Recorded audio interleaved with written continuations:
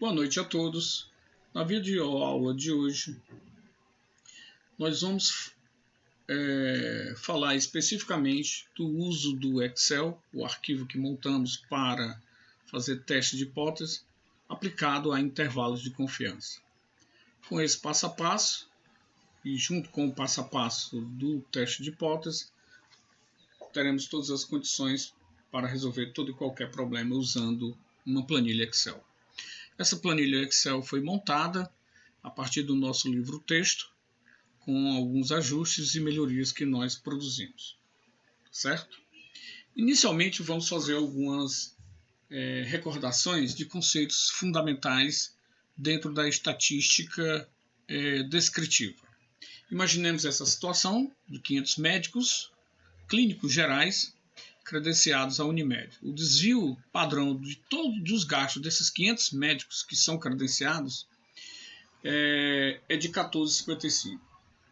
Se eu tiver um erro de 5% ou dentro de um nível de confiança de 95%, eu posso afirmar que esses gastos médios, obtidos de uma amostra de 144 são realmente 155? Ou seja, a partir dessa amostra eu posso afirmar que o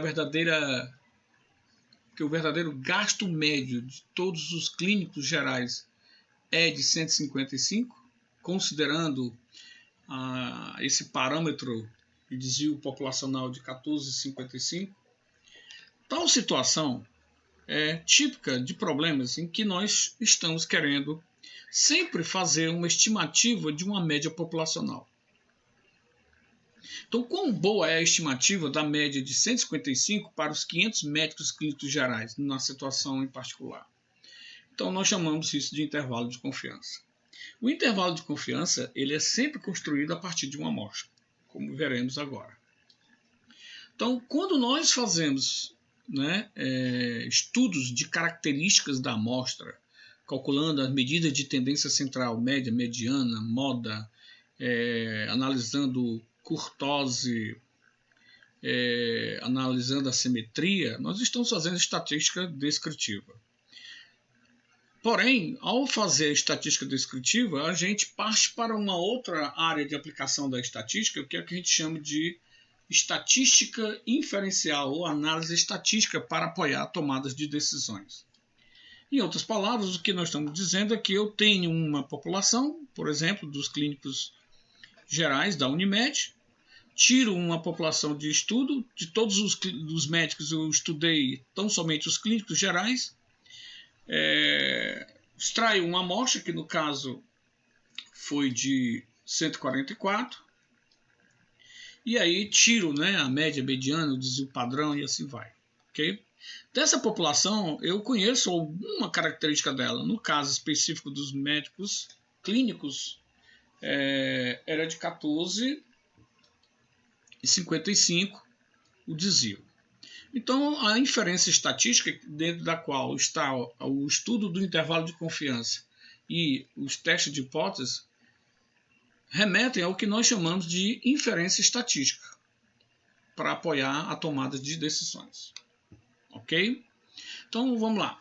Sempre a média amostral é a melhor estimativa pontual da média populacional. É sempre a partir de uma amostra, da qual eu calculo a média, para estimar a média populacional.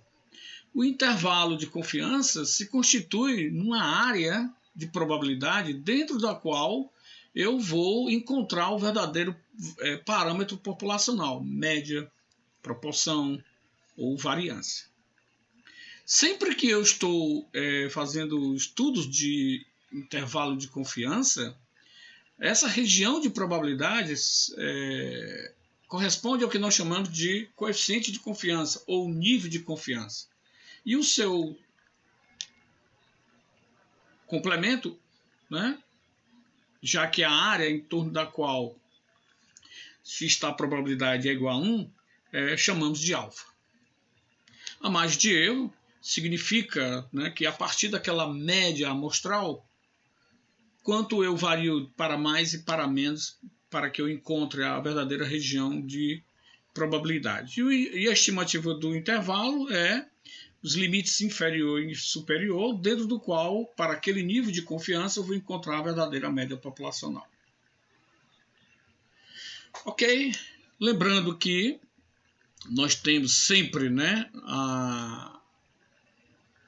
a distribuição normal quando conhecemos o desvio populacional e a forma pela qual nós vamos buscar esses valores que nós chamamos correspondentes ao nível de confiança é a partir dos scores padronizados. Então, existe o score para a amostra e existe o score para a população. Muito bem. Então, aqui corresponde a todas as áreas possíveis para os diversos valores de alfa. Se eu tenho um alfa, eu tenho, portanto, o nível de confiança, ou grau de confiança. Ok? E para cada um deles, nós temos um valor Z, que vamos buscar lá na tabela de distribuição Z. Portanto, para compreender melhor o que significa intervalo de confiança, a gente sempre faz o seguinte enredo. Eu tenho uma população, ok? Sobre a qual eu estou fazendo algum estudo de média, proporção ou variância. Essa população possui parâmetros populacionais característicos. Por exemplo, se eu estou num dado envolvendo variáveis numéricas, eu tenho a média populacional e a sua variância.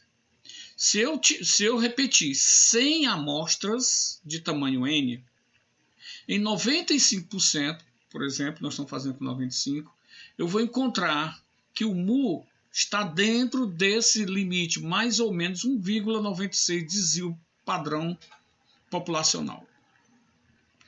E de onde vem esse 1,96? Bom, vamos já relembrar para vocês aquilo que nós fizemos em sala de aula. Então, se eu estiver fazendo 96%, o alfa é 4. Ok? Então, em 100 amostras, em 96 delas, eu vou encontrar o mu cruzando esse intervalo de x mais ou menos esse desvio. E para 96, quanto é o valor? Bom, aqui nós não colocamos, mas vamos supor que seja 97, 2,17. Ok? Quando nós não conhecemos o desvio populacional, que é muito comum, nós usamos a estatística T para calcular o intervalo de confiança. Tranquilo? Só que o detalhe aqui é que nós vamos, como é uma aproximação, é uma estimativa, o S amostral, que é o desvio amostral, é uma estimativa do desvio populacional, portanto, nós estamos fazendo uma aproximação, nós o fazemos errando com 1 grau. Por isso que a gente chama de N-1 grau de liberdade. Então, recordando o uso da tabela Z de maneira bem rápida, que já fizemos isso várias vezes em sala de aula.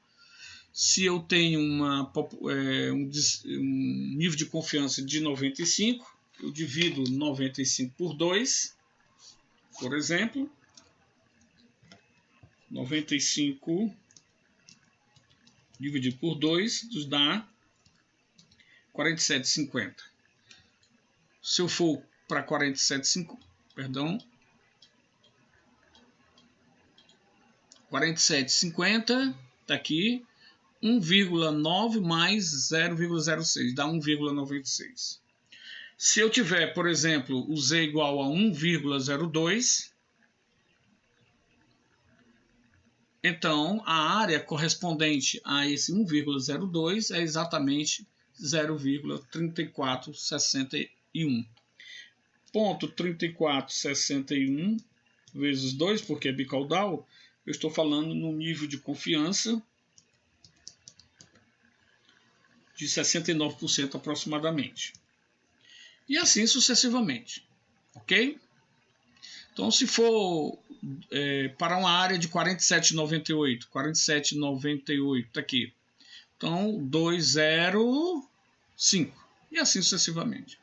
Para a estatística T, a tabela T, ela tem duas características, né? Uma linha unilateral e bicaudal.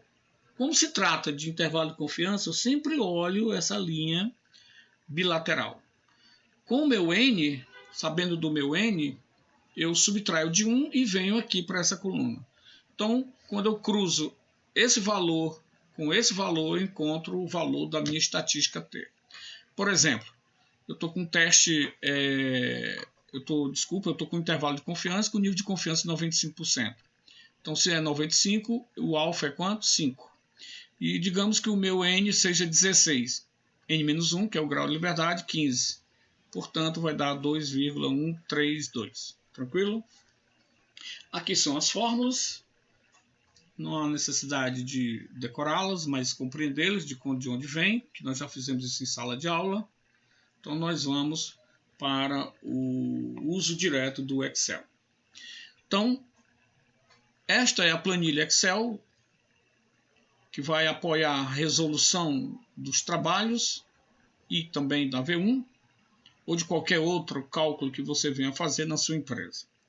Você tem que olhar para cá se você está, né, calculando a média e o desvio populacional é conhecido.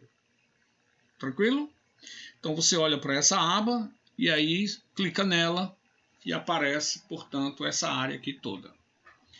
O segundo passo, portanto, é você introduzir os dados com relação ao nível de confiança, porque se eu tenho um nível de confiança, eu tenho o alfa, ok? O desvio padrão da população, por quê? Porque trata-se de uma média e o desvio populacional é conhecido. O tamanho da amostra e a média aritmética da amostra que foi calculada, ou que é fornecida. Tranquilo? Muito bem. O terceiro passo é que, ao fazer isso, ele automaticamente calcula o erro padrão da média e traz, né, os valores do Z tabelado, que é aquela da tabela que nós mostramos anteriormente. Sempre você vai olhar esses valores aqui nessa região chamada bilateral, porque o intervalo de confiança é sempre bilateral. O quarto passo é você olhar para cá, nessa área chamada intervalo de confiança, e ter o resultado, o limite inferior e o limite superior. E daí você joga os valores aqui. E aí faz a interpretação, que é a conclusão. Com nível de confiança de... Confia-se que o verdadeiro valor da média esteja no intervalo tanto. Se o problema traz uma aplicação prática desse teste de hipótese, você, a partir da comparação do alfa que ele fala, do mu populacional que ele fala, você compara com o que você encontrou aqui no intervalo de confiança e tira as suas conclusões. Tranquilo? O desvio populacional é desconhecido, então você vai para a aba do teste T. Nós estamos ainda tratando de variáveis numéricas envolvendo a média. Tranquilo? Muito bem. Segundo passo, introduzir os dados, nível de significância, tamanho da amostra, média aritmética e o desvio padrão da amostra. Agora não é mais o desvio padrão populacional, mas o desvio padrão da amostra. Ok?